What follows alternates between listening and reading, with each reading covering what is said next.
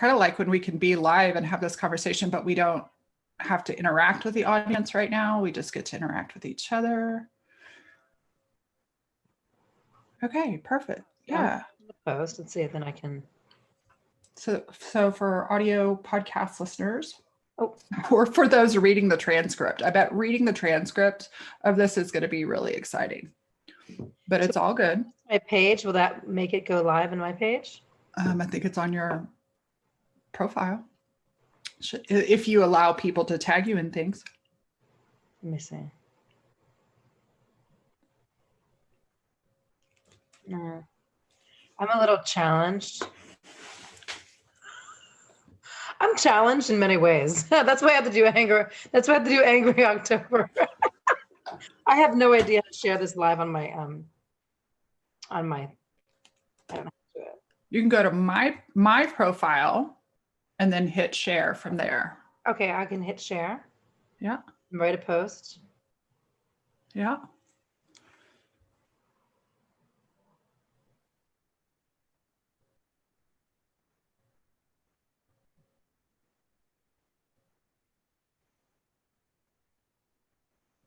While you're doing that, I'm going to tell people who you are. Perfect.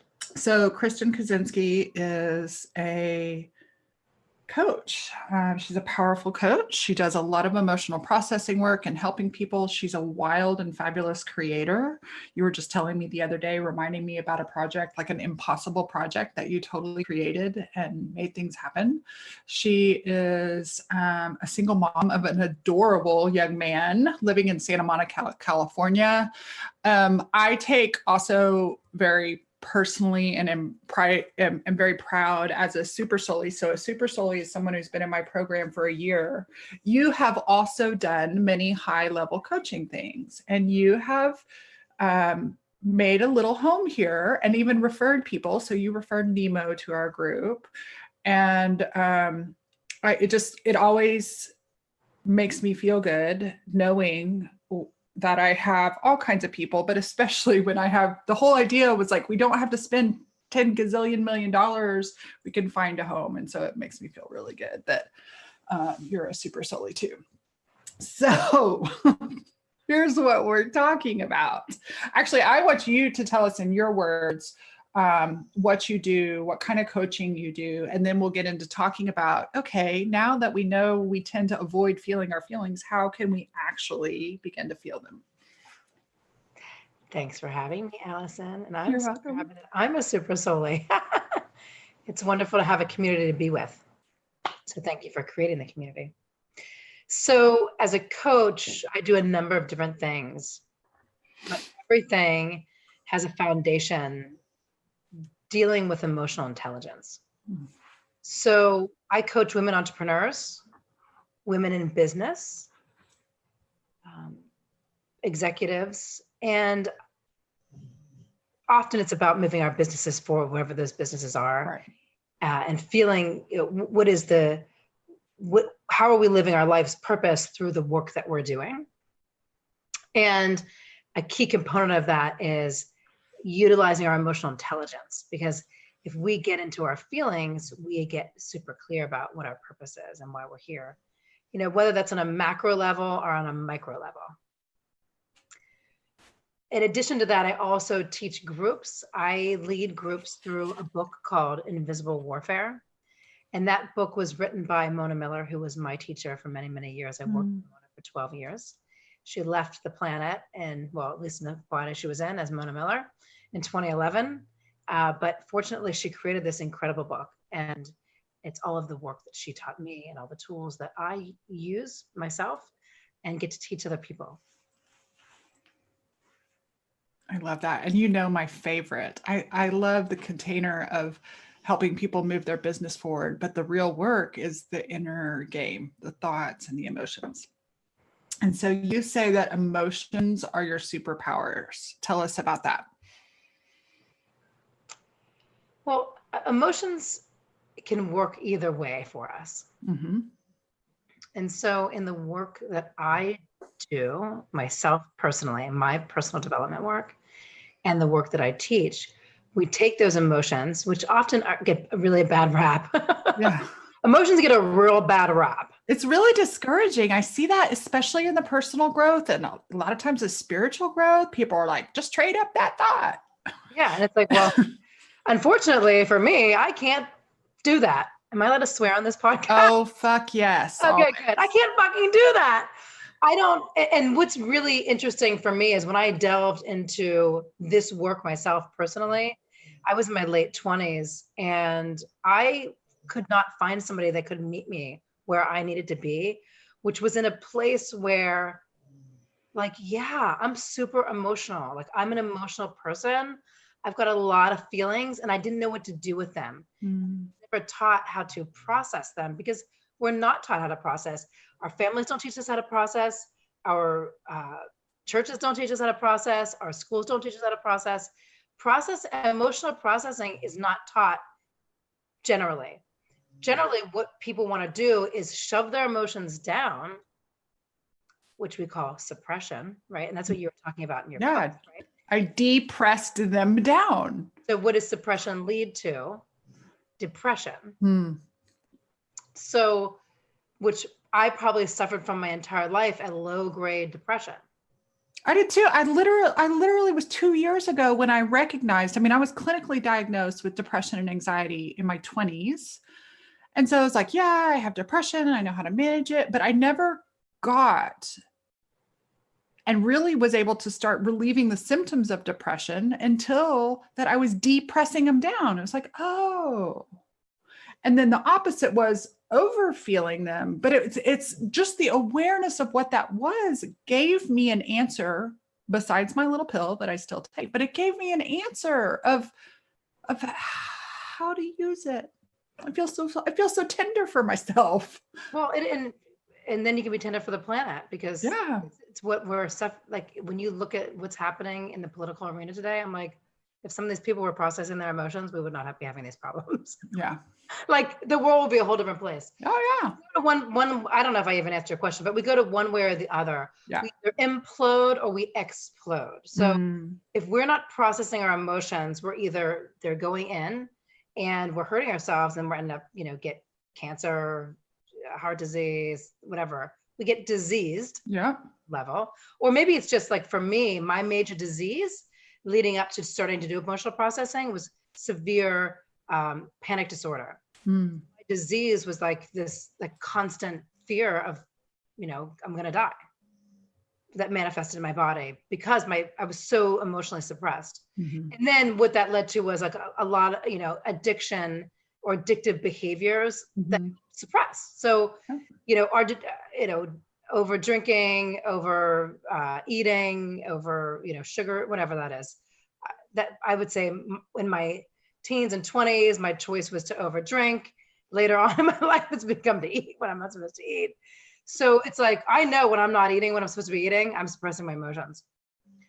Or what people do, and we see this like in this, I was talking about this a bit yesterday, is the explosion. So people get super, and they're not processing, then they're like freaking out, right? Yeah. Like they're having road rage. They're abusing people they know or don't know in their lives. It's going outward. It's the explosion. Or you look completely hysterical. Then you're just like a total shit show, like can't get your shit together. And then people are like, what is wrong with her? Like, why can't she act together? Right. So I have a really beautiful story. You can stop me if you want to. No, go. This is wonderful. When I started doing this kind of work, I didn't totally get, I couldn't see my inside self. I knew I was fucked up. But I presented really well. I was an executive at Paramount in network television. I lived in a great place in Santa Monica.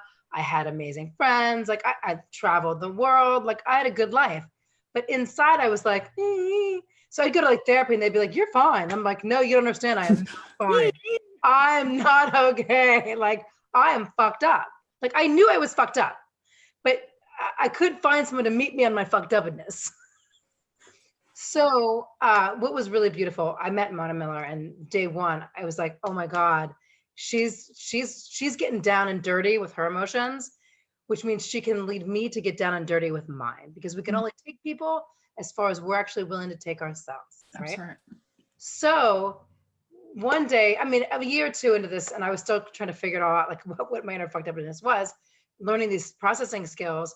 I met a woman who was also a client of Mona's, and on the outside, she was hysterical. Like she was like almost non-functioning. Like her hair was in her face, slobber was coming down. Like she was, I was like, oh my lands. Now, I thank God every day for her because it was the visual I needed to understand what was happening on my insides because I could see it on her outside. Oh, that's huge. Right. And we consciously push it down so that we can't see how we're destroying our insides. I was mostly depressed, but I would be so pressed down that if something would happen, I would end up raging. Oh yeah. And I actually had a rage experience with my current husband where I now know that I was terrified he was going to leave, but it was much easier to rage than it was to feel scared. I didn't even know I was scared, but we'd gotten some Pottery Barn thick glass vase full of rocks, like you put a candle in it.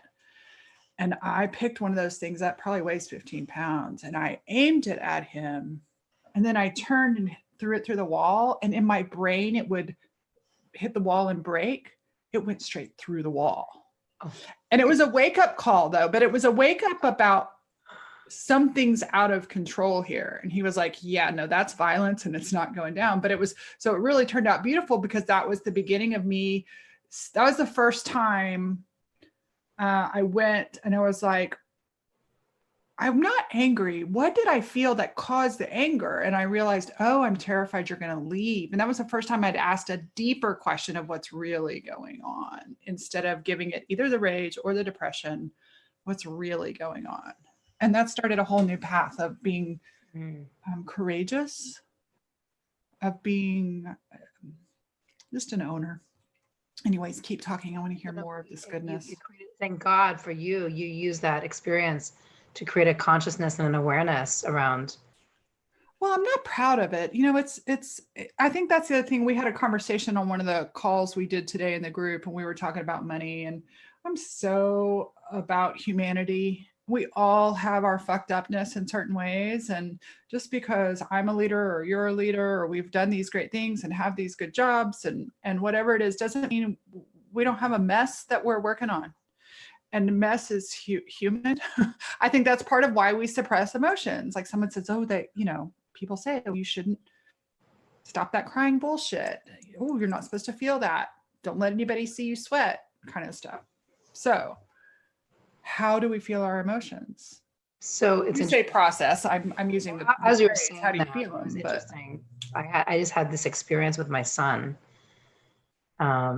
this weekend because I practice emotional processing. I teach it. I work with my son on it. Like and children are such a great teacher with this because we see what children do. Like children get upset, and sometimes it's about things that seem really inane. You know, you took something away from them and they get super upset. And they then have like a complete meltdown, right? And it looks like maybe screaming, it might be physical hitting, and it like sobbing, crying, right?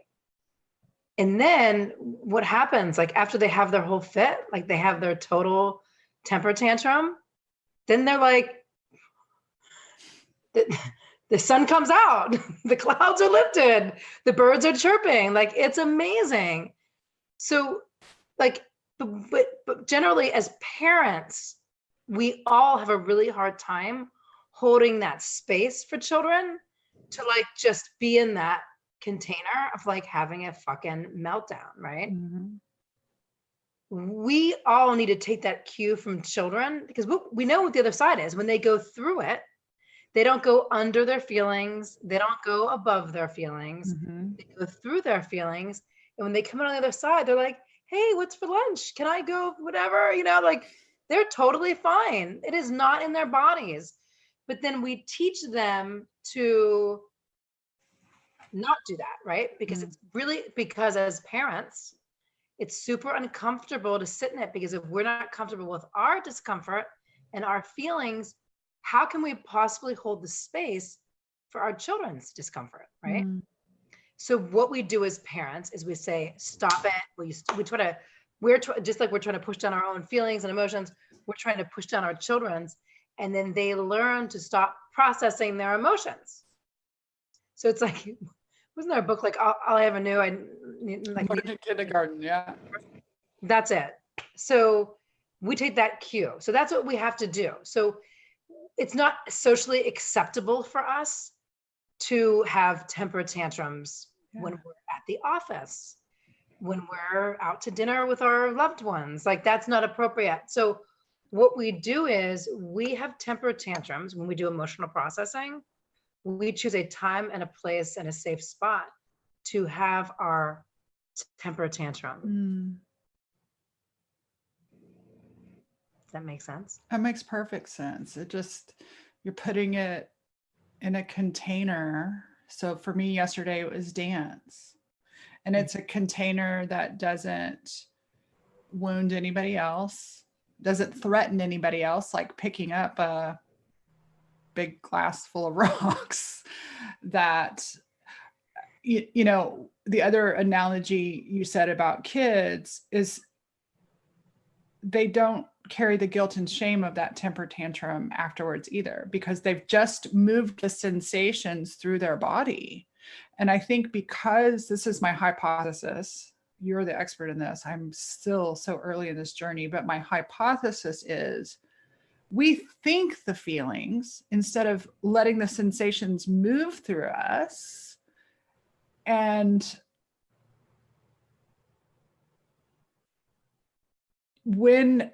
because we're thinking them instead of sensating them,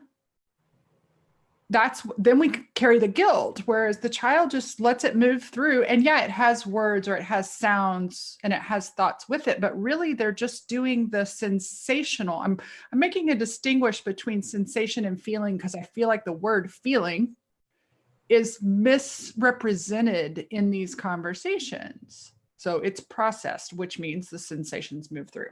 I'm repeating myself. And the thing is that if we believe in the mind-body connection, everything's in our body, right? Yes. So the reason we have to move is that we have to get it out of our body, because otherwise it gets stuck in our body, literally. That's where disease comes in, right? Right. So, and the thing is, if we stay, this is why I have kind of my own personal opinion about talk therapy when we're just talking all the time, or even talk coaching. It could be the same thing. Yeah. It's very intellectual, so it becomes intellectual over processing. So, you know, it's like we're getting off on our ideas and our thinking, but we're not getting beneath this, staying above the neck.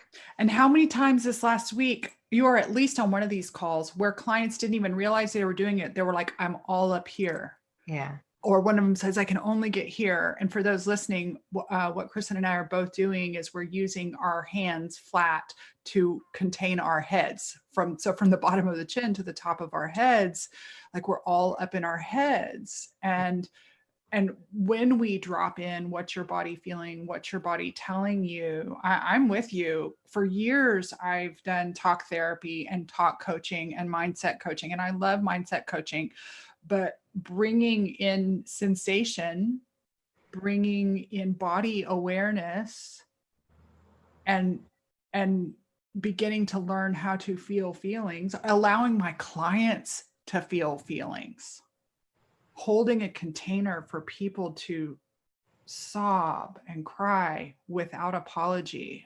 I love when somebody comes and emotes on a call, but I've been in a lot of containers where that shit was shut down too. So yeah, it makes so much sense. So you were sharing yesterday an example of the way you deal with anger. Can you give us an example of, like you said, we have a temper tantrum on purpose? Like, what does that look like when you're working with a client, or that our listeners or watchers, how can they feel their tantrum? So let me explain a little bit. Please. About why we need to get into our bodies Mm-hmm. as opposed to like staying in our head. Yep. Is that at the end of the day, and Mona explains this really well in Invisible Warfare. I might not do it justice, but I'll try. And I've done the work for so long, I can feel it. Sometimes my articulation might not be as good as it could be, but we are half spirit and half animal. Mm. And the animal part of us, it's visceral. It needs to move. It needs to move because that's what animals do, right? They move. We're animals. We need to move our body. That's why in like your dancing, that worked. You could get rid of that anger, right? Like, There's another piece where we need to attach words to it because that's where the clarity and the wisdom comes from. And it doesn't stay in our head. Yeah. If the words while you're dancing, then you'd be like, oh my God, I didn't, like all of a sudden the words will start coming. So interestingly, when I just, in terms of that visual experience, one of my clients asked me, we were doing a group the other day and she's like, how do I celebrate? She had just taken her last test for her PhD, right?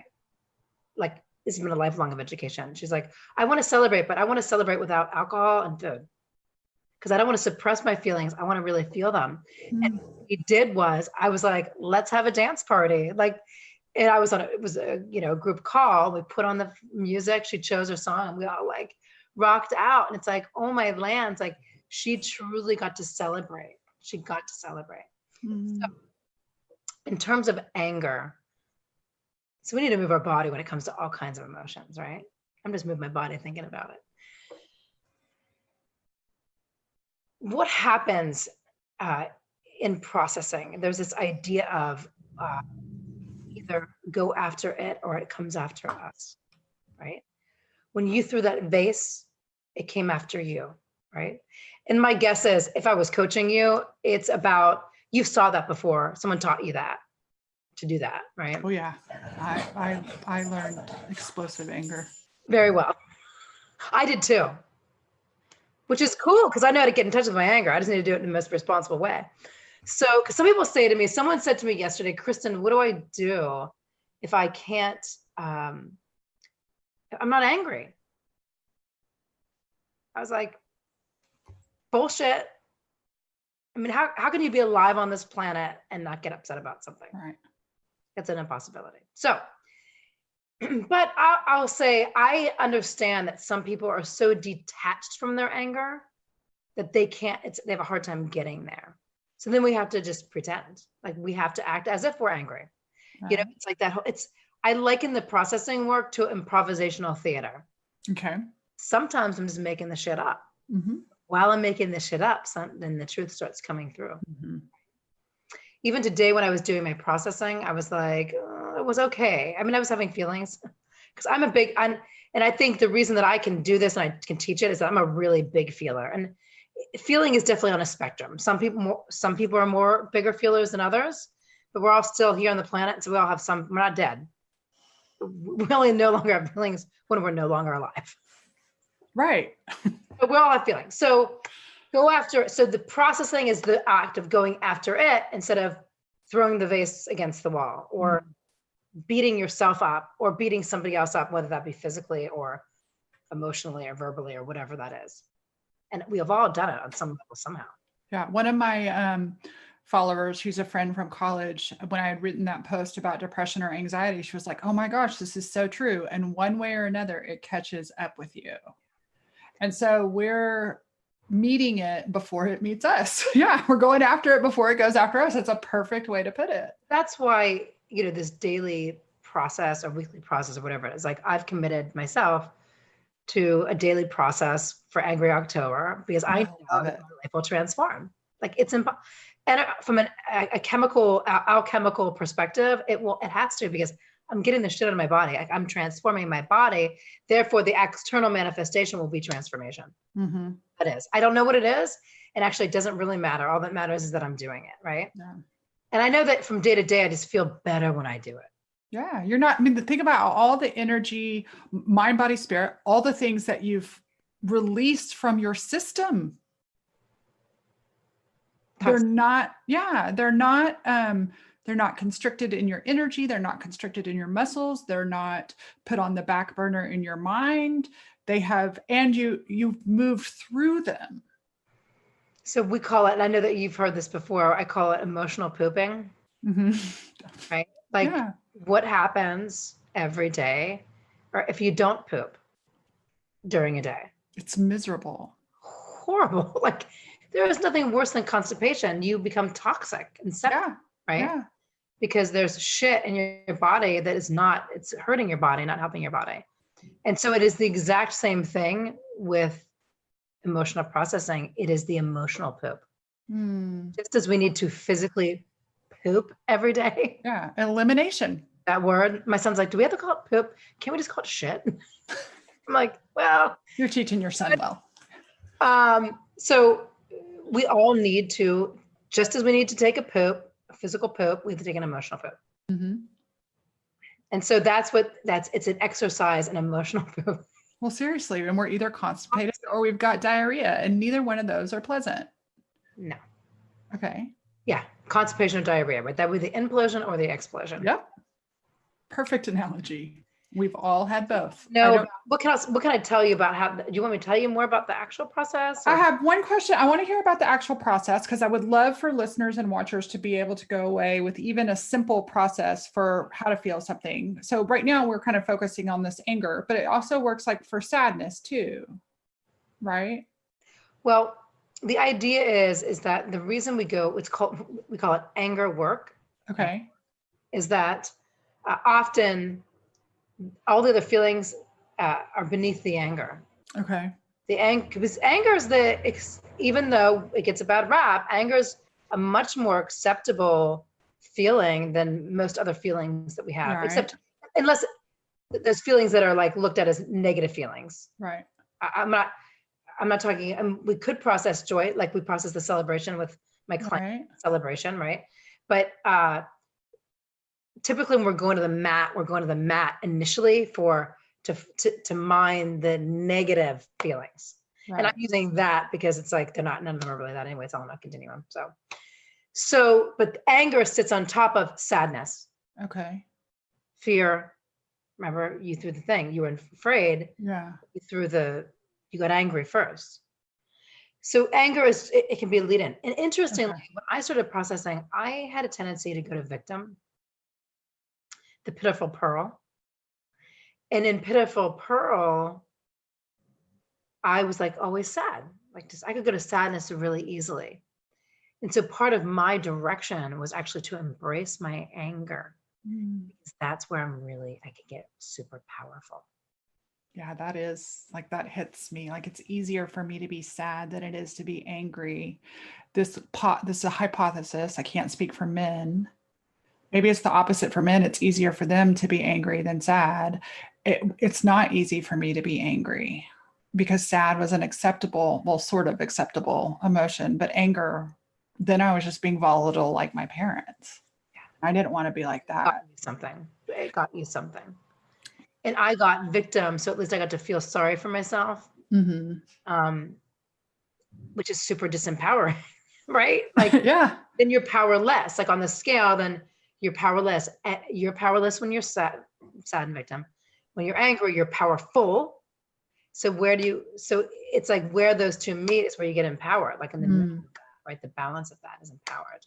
So we then be able to embrace our anger and our sadness to become empowered, to get that middle of that, right? You have to, like the pendulum, right? The pendulum swings. And so you can't just do all sad or do all angry. We have to do a combination of both of them. So oftentimes I would go to the mat, I call it my anger space, and I would just want to do sadness. And it was like, I had to hold on to the anger, or I'd do like 2 hits of like, fuck you. And then I'd be like, ah. And it's like, I had to hold on to the fuck you. Cause that's my, like in here in the soul power.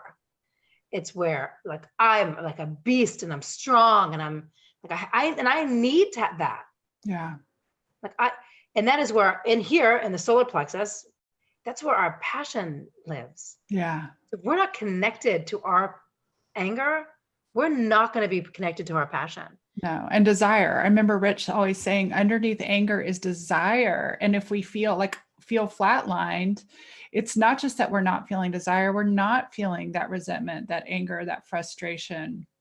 It's both, right? So I can see how anger is the portal to unleashing desire, unleashing passion. I just lisped. Okay. You actually have an anger space in your house? Pardon? You have a space? Like I do it in my living room. I do it wherever. The thing is that if I'm doing it like full blown, it's really loud, which I love to do. And it's hard because I actually live in a building with other people. Back in the day, you don't need to have anybody calling you for abusing your son. Right. At the same time, I think everyone needs it. So actually, if they have an issue with that, I can explain it to them and I'll say, hey, you want to try it? So today, I usually do it in my living room. I feel like that's where it's least noisy for my neighbors. But today I went into my son's bedroom because he was in my room. So like, depending on what I want to do it, I mix it around. And then it was so sweet. He came in and he's like, knock, knock. And I was like, hi. And he was just like, and he laid down with me. And I was crying. I was fully crying, like holding a thing. And he's like, what's going on?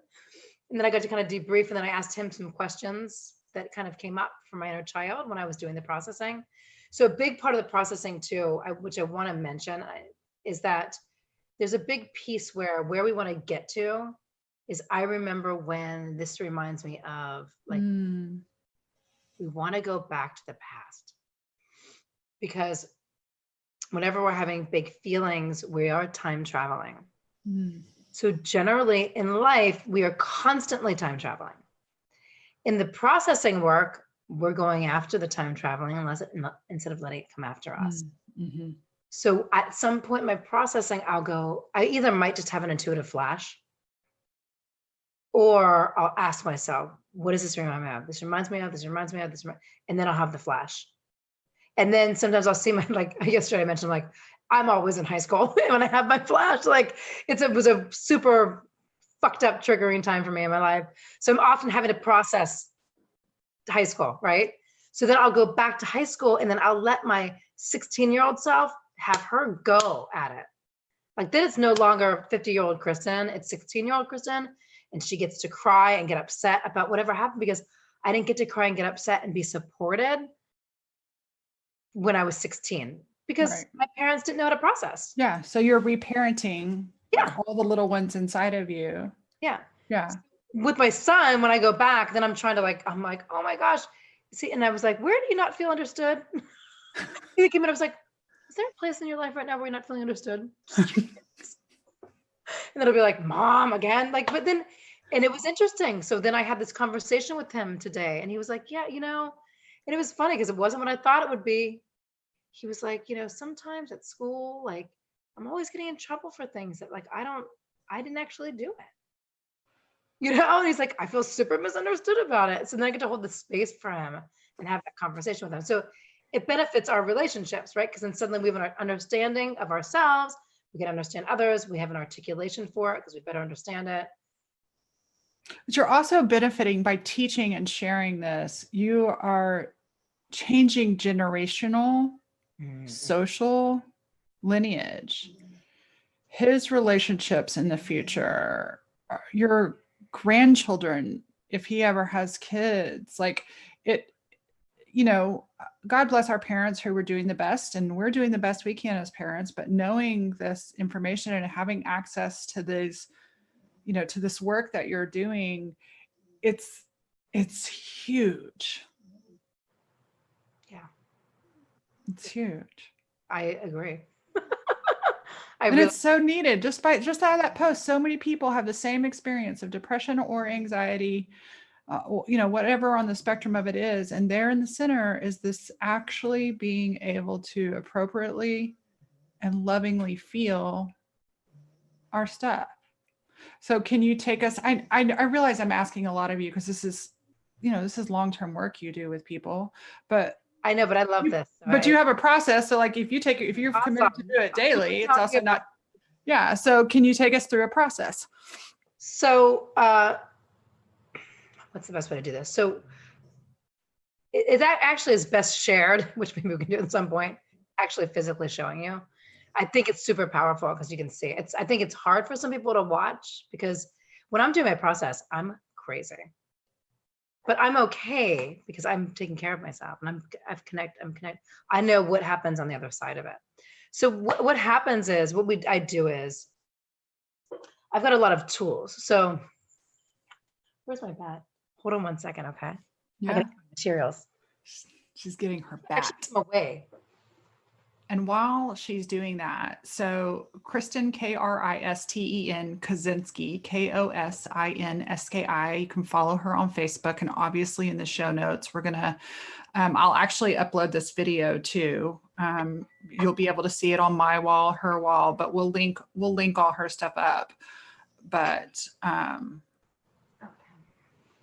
she is doing this Angry October every day. I'm going to come be angry with you. I love it. Okay, I'm going to get some of the materials that are over here. Okay, just so I can show you. I'm all about visual. Okay, so I'll get this too. I'll show you this. Okay, so now you can do use a lot of different materials. I'm going to tell you what my faves are. Like back in the day, I went like in an alley and found like an old couch cushion, wrapped it with electrical tape. And then I got this bat, which I love that I still have this bat. This bat has seen a lot of tears and a lot of anger. This is before I had a son. Now we got a lot of bats in the house. So literally you need a bat. You can also use a tennis racket. And really one of my new personal faves is a paddle tennis racket because it's a short handle. Okay. I don't know. It just feels like more, there's something about it I really liked. My mother's a paddle tennis player. So I did that when I was at her house. I don't have one here. I don't play paddle tennis. So my newest favorite thing anything will do. Like you could do literally, I'm getting this off my couch. You could do a couch cushion, like a cushion. Yeah. I think we can all imagine like the idea is you have your bat and you have something safe to hit, something that you're not going to. Something you can't break and you can't hurt yourself when you're hitting it. Yeah. Because when our anger does come up, we could hurt ourselves if we're not safe. Right. Safety is super important. So when we go to hit something, you don't go back here. You always go from here in front of you and hit. And then my favorite thing is the yoga bolster. I'm going to ruin the yoga bolster using it, but I love it so much. It's relatively new and super dense, and it doesn't make as much noise as some other things. And I'm trying to be conscious of my neighbors. So basically what we do is literally when you start your process, I'm just going to do it in front of me here. I've got the bolster on my lap. We start hitting and using words. I can share this with you too. Part of what we do is there's a process where it's like, I'm so mad because, I'm so sad because, I'm fuck you because, I'm embarrassed because. So often if people are having a hard time getting to their feelings, they can write before they start the process to kind of rev their engines up. I do morning pages most mornings. So like today I wrote for half an hour and then I did processing. Okay. Yeah. Cause it starts to bring it up. Yesterday I just did a what the fuck page and I just started writing all my what the fucks. And then I went and danced, and I've never done both. I just have never done that. And I normally stop at just the what the fuck in the journal.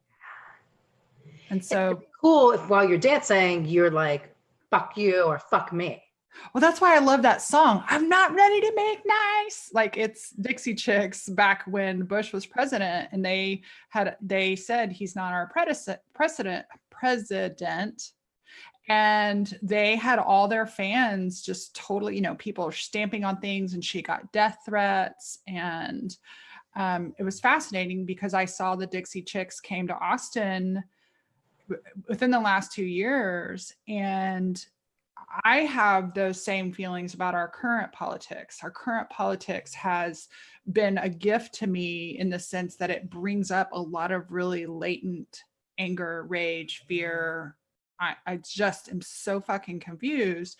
And so I was at that concert and she sang that song. She's 40 feet in front of me. And I'm feeling every bit of it. And it just felt so Good. 2, sing the words of the song that are like, fuck you, I'm not ready to make nice. I know you want me to be polite, but I'm hurt.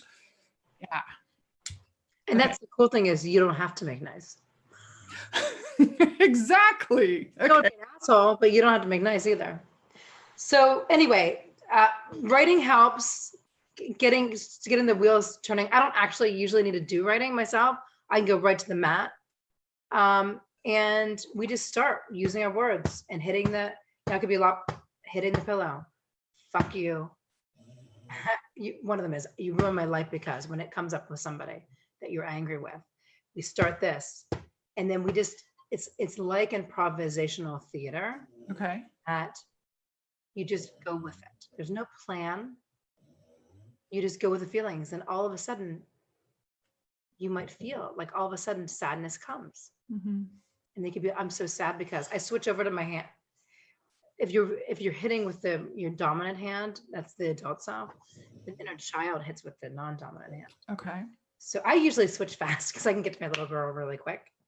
And then like she gets smaller. Usually I'm not usually angry when I'm little, but sometimes, I mean, I'm not, it can be anything.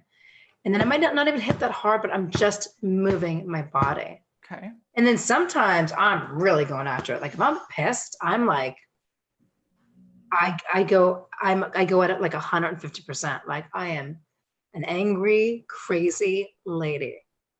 I let the angry, crazy lady, like the crazy voices come out. I don't hold them back.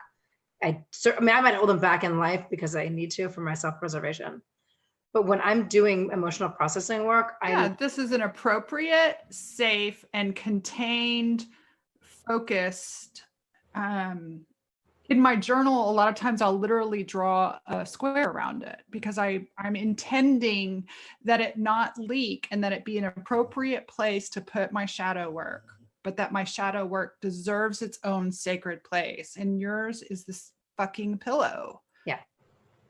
Yeah. So then after I do my process, and it is interesting to be able to see a process, maybe we'll do it one day.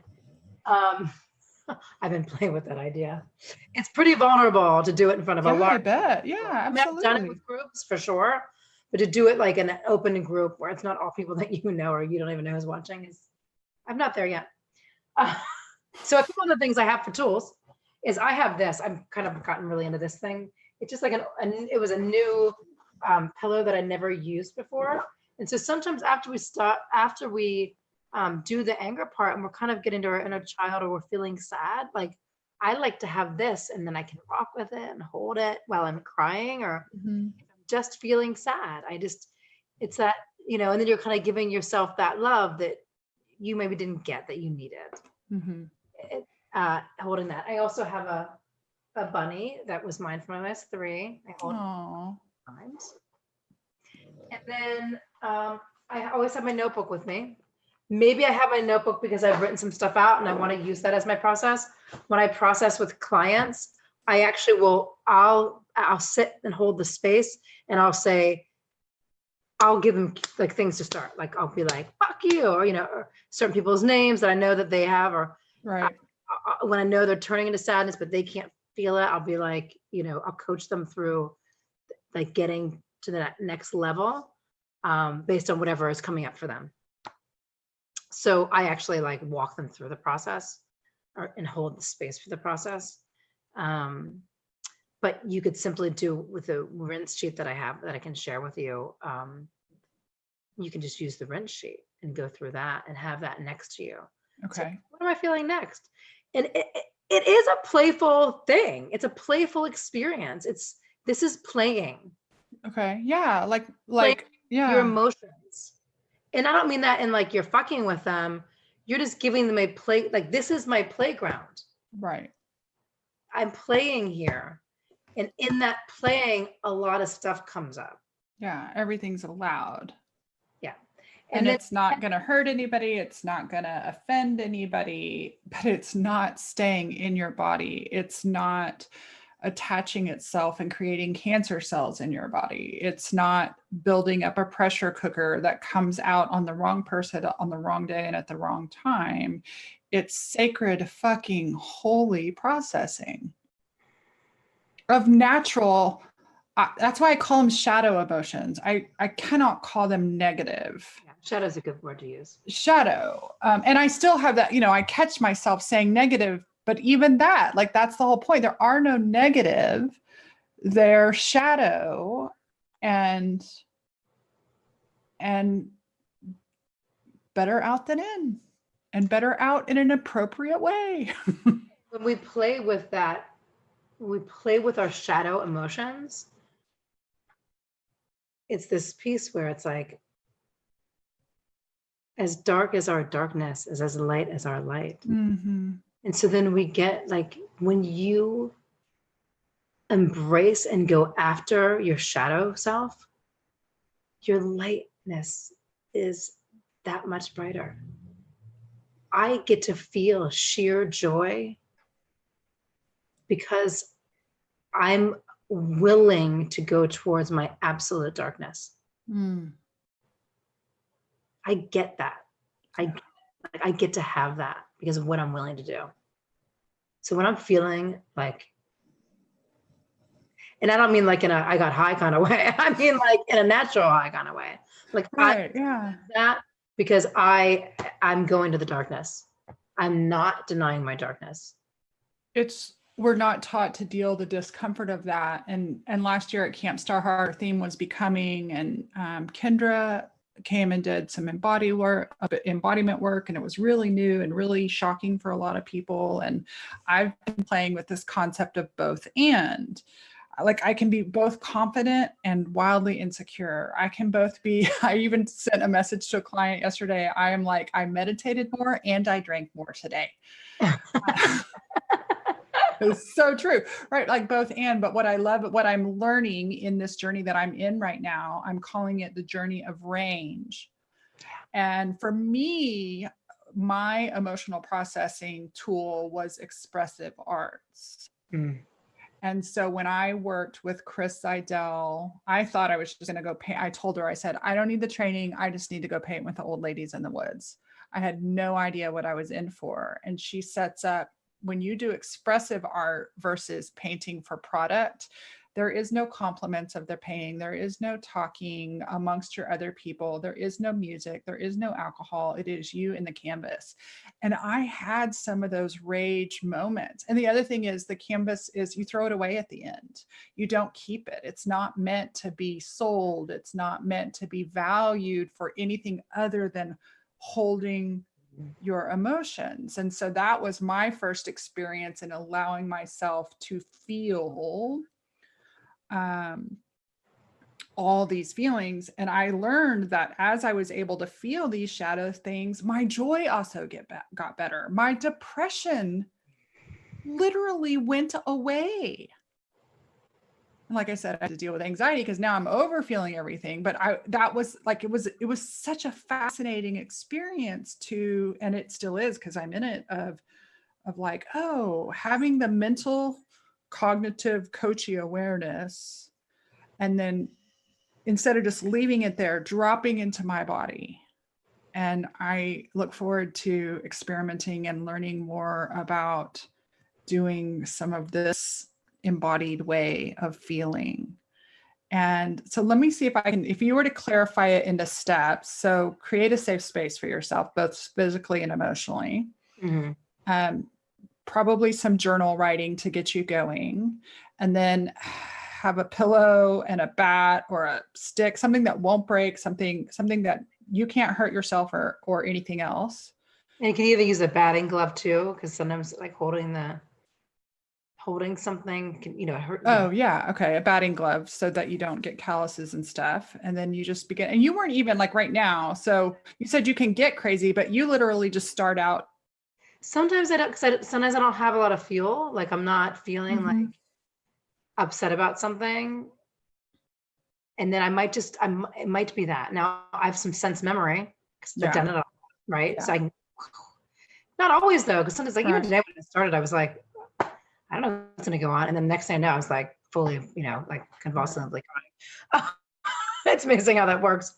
But, sometimes it doesn't feel vague, or sometimes I'm pissed and I'm going at it and I am like, fuck you. I'm going after somebody and I'm annihilating them.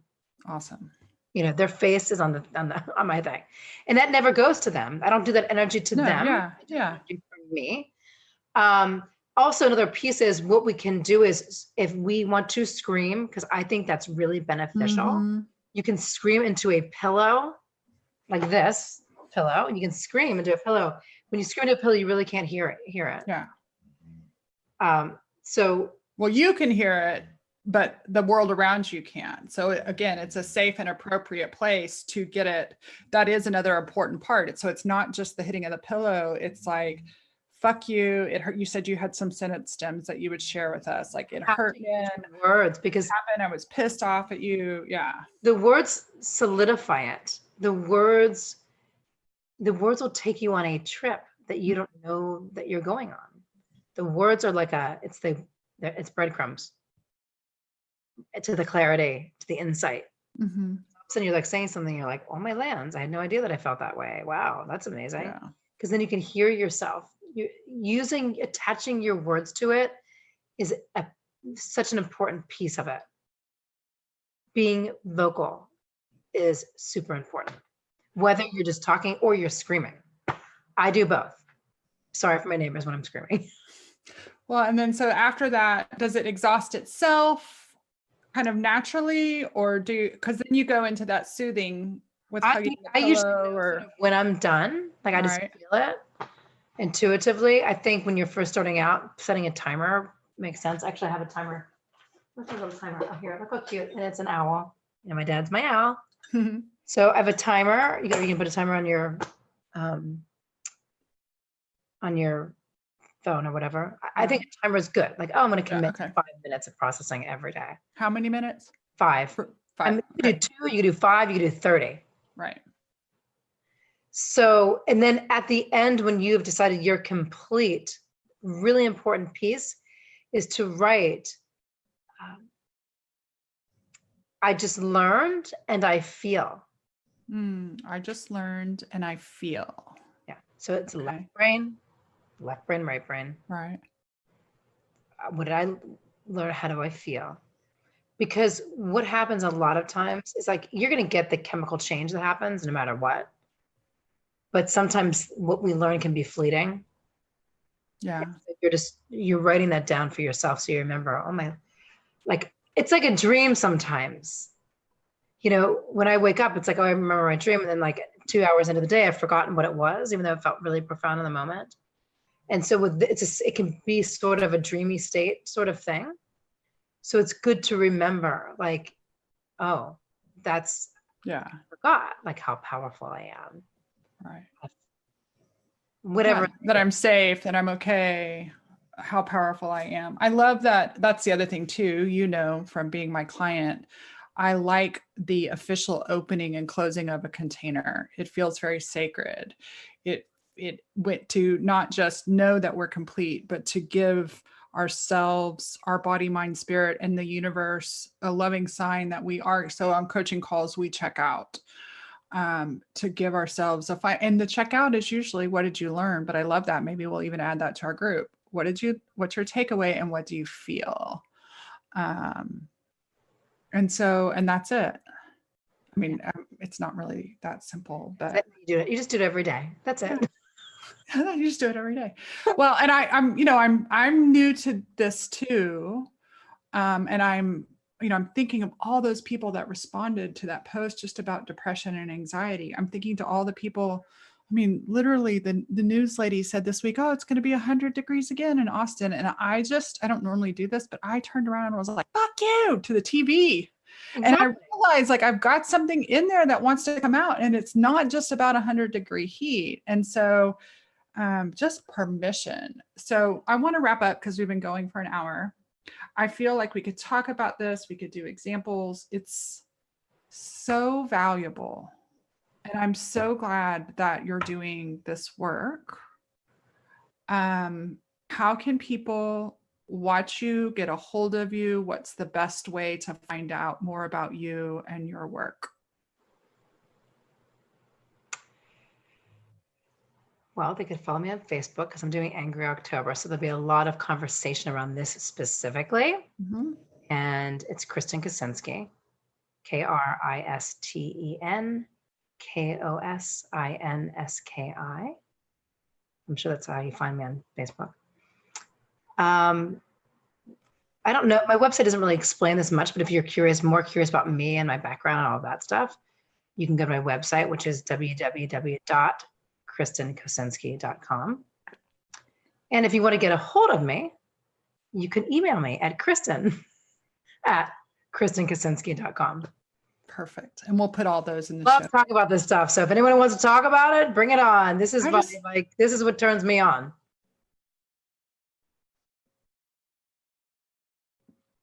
I notice that my own heart is open and tender. And as loving as I can be, I also know, so my word of the year for the last 5 years has been open-hearted. And as loving as I can give out, I know that I also have a very closed off, it's getting better and better all the time. But part of it is the beauty of this work of learning how to feel and not shaming it, blaming it, guilting it, or vomiting or throwing something at somebody that shouldn't. And I just know that this part of the work that many of us do, when we're keeping all that coachy stuff up above our chin, we're doing ourselves and our families and our communities a service. And so it really is sacred.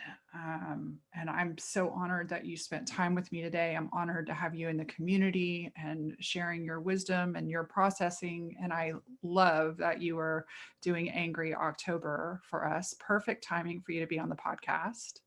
Thank you so much. Thanks for having me. You're welcome. Love you. I love you too. And I'm sure I'll see you sometime this week. All right. Bye, everybody. Thanks for tuning in. Thank you.